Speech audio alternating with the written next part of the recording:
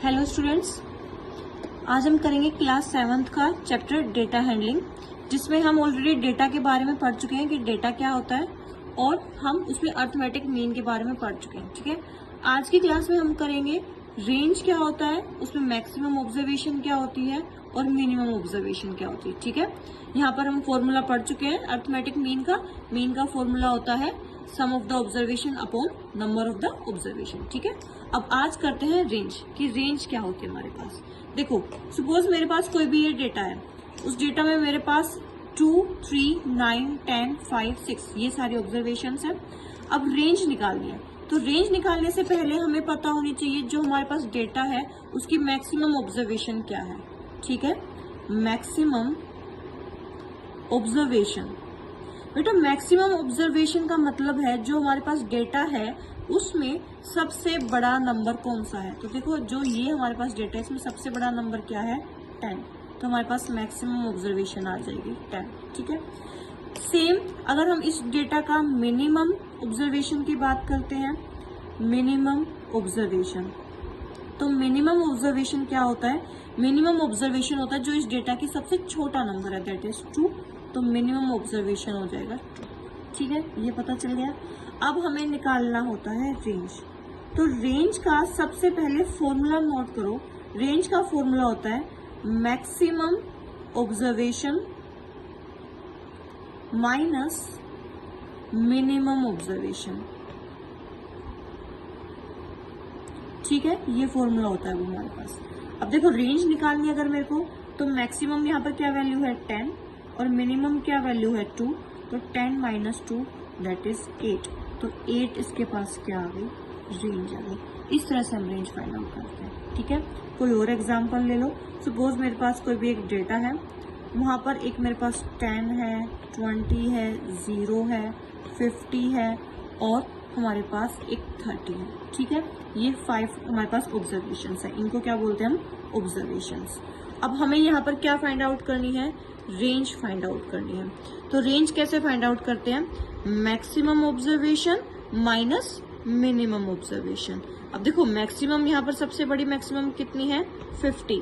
ठीक है, और मिनिमम सबसे छोटी है हमारे पास 0, तो माइनस 0, तो 50 माइनस 0 दैट इज 50, तो हमारे पास रेंज आ जाएगी 50। इस तरह से हम रेंज फाइंड आउट करते हैं। फिर उसके बाद है न्यू, इसमें हमारे पास मोड, कि मोड क्या होता है। ठीक है, मोड देखो बच्चा क्या होता है, मोड। सपोज मेरे पास कोई भी एक डेटा है,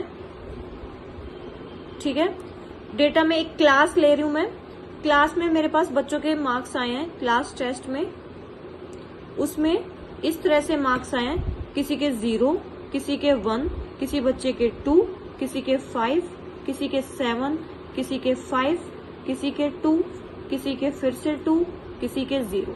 ठीक है, इस तरह से ये मार्क्स आए हैं। तो ये टोटल अभी स्टूडेंट्स कितने हैं, 1, 2, 3, 4, 5, 6, 7, 8, 9, ये 9 स्टूडेंट्स हैं। तो मोड क्या बोलते हैं बेटा, मोड का हमारे पास फॉर्मूला होता है maximum number of time appear, कि इसमें से जो सबसे ज्यादा नंबर ऑफ, जितने बार हमें नंबर दिख रहा है वो हमारा क्या होता है, मोड होता है। Maximum appearance number, maximum appear number, यानी कि जो नंबर ज्यादा बार रिपीट हो रहा है। देखो, किसी के 0 नंबर आए, वो सिर्फ कितने बच्चों के आए हैं, 0, 1 और 2। ठीक है, देखो यहां पर बना लेते हैं मार्क्स 0 भी आए हैं, 1 भी आए हैं, ठीक है, और 2 भी आए हैं, 5 भी आए हैं, 7 भी आए हैं। ये हम इस तरह से टेबल बना लेते हैं और इसे बोलते हैं फ्रीक्वेंसी। फ्रीक्वेंसी का मतलब है जितनी बार वो रिपीट हो रहे हैं। ठीक है, तो 0 कितने बच्चों के आए हैं, देखो 0 एक बच्चे के आए हैं और यहाँ से ये 2 बच्चों के आए हैं, तो 0 आए हैं 2 बच्चों के। अब 1 मार्क्स काउंट करो, 1 मार्क्स देखो सिर्फ 1 एक ही स्टूडेंट के हैं, तो 1 आए हैं सिर्फ 1 स्टूडेंट के। उसके बाद 2 काउंट करो, 2 देखो 1, 2, 3 स्टूडेंट्स के आए हैं 2 मार्क्स। फिर उसके बाद 5 काउंट करो, 5, 1, 2, 5 आए हैं 2 स्टूडेंट्स के मार्क्स। और 7 काउंट करो, 7 आए हैं सिर्फ 1 स्टूडेंट के मार्क्स, तो 7 की फ्रीक्वेंसी आ गई 1। दोबारा बता रही हूँ, फ्रीक्वेंसी क्या होती है, जितने नंबर ऑफ टाइम्स वो ऑब्जर्वेशन रिपीट होती है उसे हम क्या बोलते हैं, फ्रीक्वेंसी। जैसे 0 कितनी बार आई है, 2 बार, तो 0 की फ्रीक्वेंसी हो गई 2। 1 मार्क्स कितनी बच्चों का आया है, सिर्फ 1 का, तो 1 की फ्रीक्वेंसी हो गई 1। 2 मार्क्स कितने स्टूडेंट्स के आए हैं, 3 स्टूडेंट्स के, तो 2 की फ्रीक्वेंसी हो गई 3। 5 कितने स्टूडेंट्स के मार्क्स आए हैं, 2 स्टूडेंट्स के, तो 5 की फ्रीक्वेंसी हो गई 2। 7 कितने स्टूडेंट्स के मार्क्स आए हैं, 1, तो 7 की फ्रीक्वेंसी हो गई 1। अब मोड में हमारे पास क्या फॉर्मूला होता है, मोड में मैंने आपको बोला था मैक्सिमम अपीयरेंस नंबर, तो मैक्सिमम या फिर फ्रीक्वेंसी, तो इसमें से सबसे ज्यादा फ्रीक्वेंसी किसकी है, 3 है, और ये किसकी है, 2 की, यानी कि 2 सबसे ज्यादा बच्चों के नंबर आए हैं। एक यहाँ पर भी 2 आए हैं, यहाँ पर भी 2 आए हैं, यहाँ पर भी 2 आए हैं, तो मोड का आंसर हमारे पास क्या हो जाएगा, 2। इस तरह से हम मोड निकालते हैं। ठीक है, एक सेकेंड एग्जाम्पल लेते हैं हम। सपोज मेरे पास ये कोई भी एक डेटा है, हमारी क्लास में किसी की हाइट मेजर कर रहे हैं। ठीक है, तो किसी की हाइट है 5 फुट, किसी की हाइट है 4 फुट, फिर दोबारा से किसी